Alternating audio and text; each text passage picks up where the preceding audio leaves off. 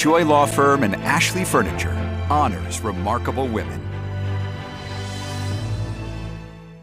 Nextstar's Remarkable Woman Initiative celebrates women who inspire, lead, and pave the way for others to succeed.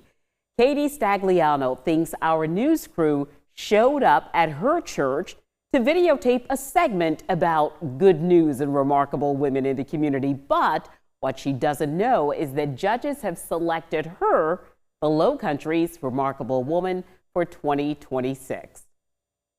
We have been doing Katie's Crops for over 17 years now.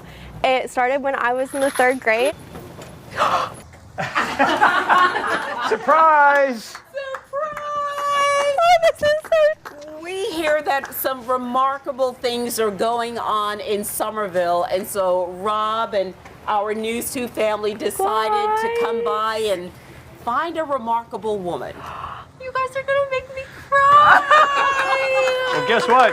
You're a remarkable woman. We are so proud of you, Katie, and so happy and appreciative of all the ways you are making our community healthier and better and more connected. That's a real check, $1,000 to your favorite charity. And we have this as signifying this year's Remarkable Woman here in Charleston, South Carolina. Oh my gosh, you guys are gonna make me cry. Just to put it in context, I got engaged and I wasn't as surprised. Well, now we are so excited to tell you the rest of Katie's story. When Katie Stagliano was a little girl, she did something really big. The 9-year-old girl grew a 40-pound cabbage in her backyard, and then she donated that colossal cabbage to a local soup kitchen. Seeing that something she grew could feed hundreds of people planted a seed in her mind and in her heart. And for the past 18 years, Katie Stagliano has been working to end hunger and food insecurity. I was just in the 3rd grade when I brought home the tiny cabbage seedling that grew to be a 40-pound cabbage and quite literally changed the trajectory of my life. Why do you think it grew so big? I honestly have no idea why my cabbage grew to be that big. I think that everything happens for a reason. I think that's the reason why it grew to be so big, was so that I would get to follow and find my passion for helping people struggling with hunger and food insecurity. Growing up in Somerville, South Carolina, Katie Stagliano knew nothing about farming and very little about gardening. But conversations around the family dinner table about being fortunate to have food on the table every night ignited a passion about what to do with a jumbo-sized vegetable. I think just hearing my dad say that every night, I thought, what better thing to do with my cabbage than to donate it to those who might not otherwise have a meal. The 40-pound cabbage landed on the plates of nearly 300 people at Tri-County Family Ministries, a North Charleston soup kitchen. And they gave me hugs and they were so kind, and it was just the most amazing experience.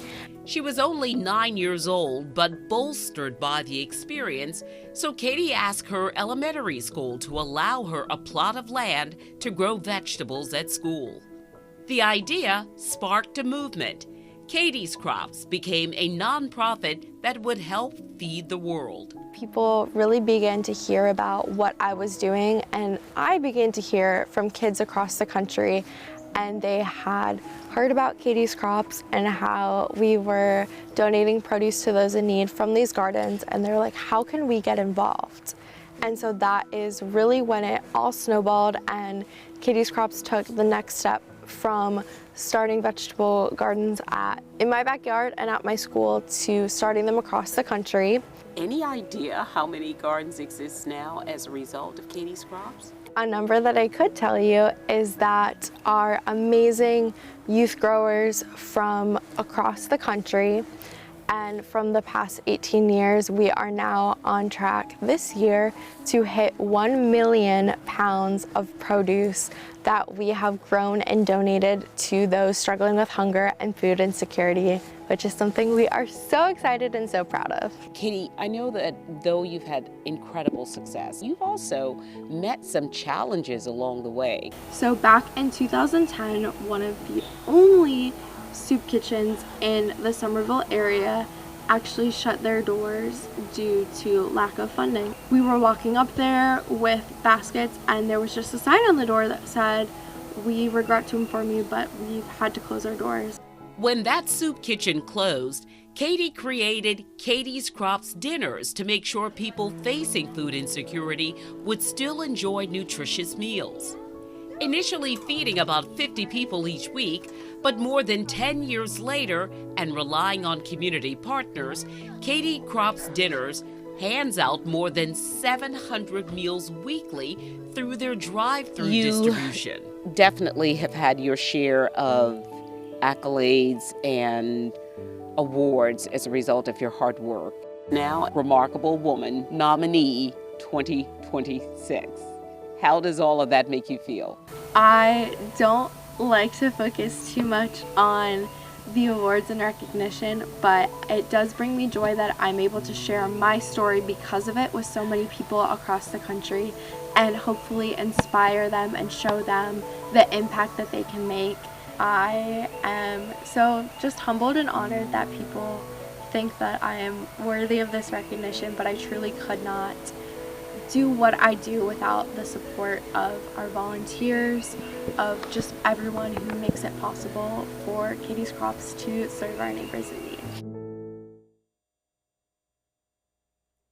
Congratulations, Katie Stagliano. You know, News 2 received hundreds of nominations in December, and Katie's nomination was selected through a panel of judges. She will be leaving for Nashville, Tennessee Friday, where she and other remarkable women from across the country will gather in fellowship, where the next star, Remarkable Woman of the Year, will be named. Katie will also receive a $1,000 donation from News 2, and that will go to the nonprofit of her choice. Congratulations, Katie Stagliano. She is our 2026 Remarkable Woman. It's just been amazing watching her grow up through the years as just a little kid growing up and keeping her mission. It's wonderful.